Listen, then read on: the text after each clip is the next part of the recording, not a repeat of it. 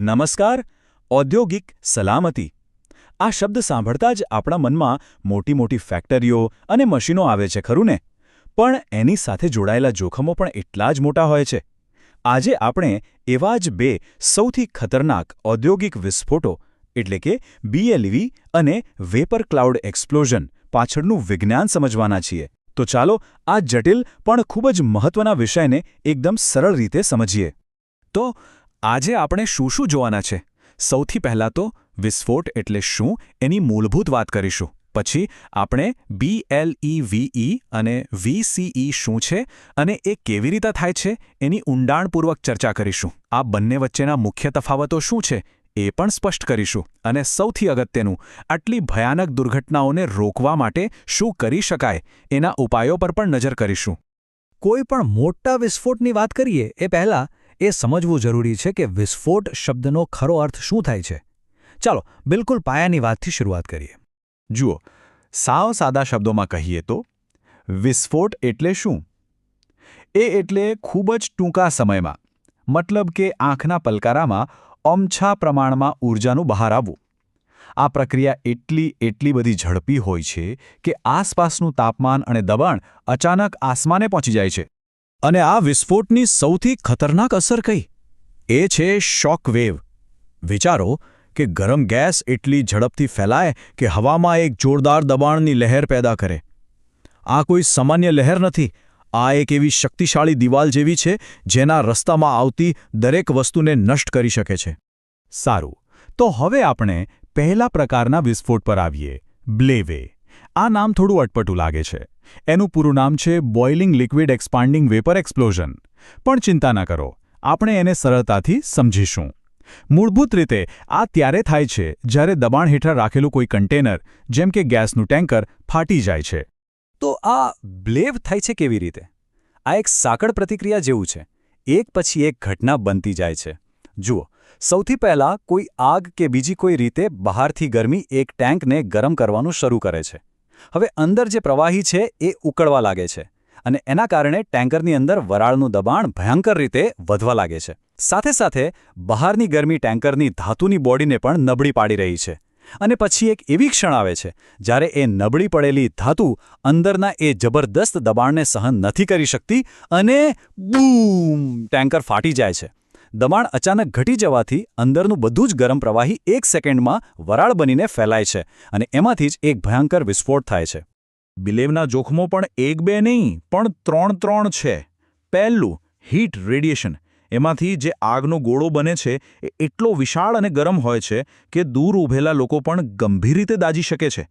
બીજું, blast wave, એટલે કે કન્ટેનર ફાટવાથી જે શક્તિશાળી ધક્કો લાગે છે તે. અને ત્રીજું, શ્રેપનેલ, એટલે કે ફાટેલી ટાંકીના ધાતુના ટુકડાઓ જે મિસાઇલની જેમ હવામાં ઉડીને આસપાસ ભારે નુકસાન પહોંચાડે છે. ચાલો હવે આપણે બીજા પ્રકારના વિસ્ફોટ પર આવીએ, વેપર ક્લાઉડ એક્સપ્લોઝન, જેને ટૂંકમાં VCE કહેવાય છે. હવે આ BLEVથી એકદમ અલગ છે.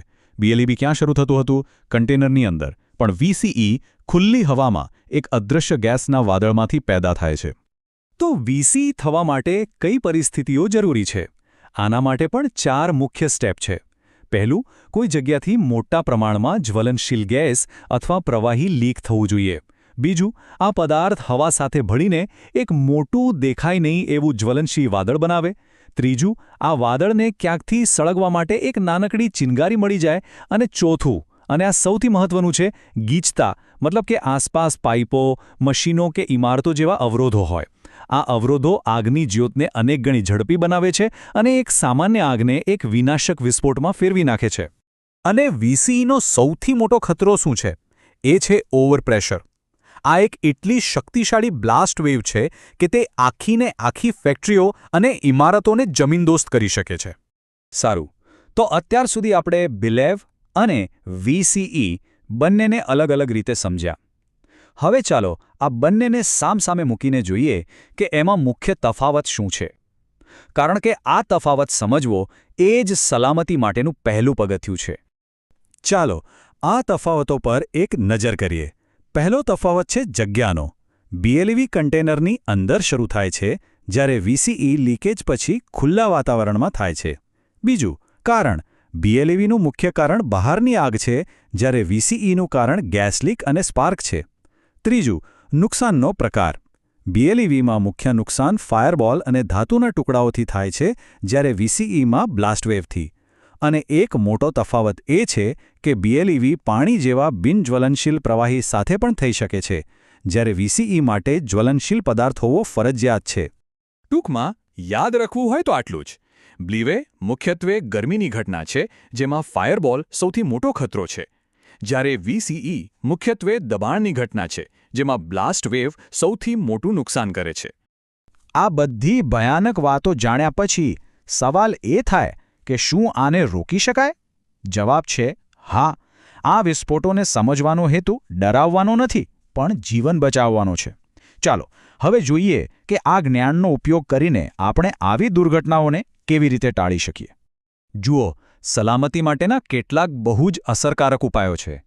બ્લેવ રોકવા માટે આગની નજીક આવેલી ટાંકીઓ પર સતત પાણીનો છંટકાવ કરી તેને ઠંડી રાખવામાં આવે છે, અને પ્રેશર રિલીફ વોલ્વ વધારાનું દબાણ બહાર કાઢી નાખે છે.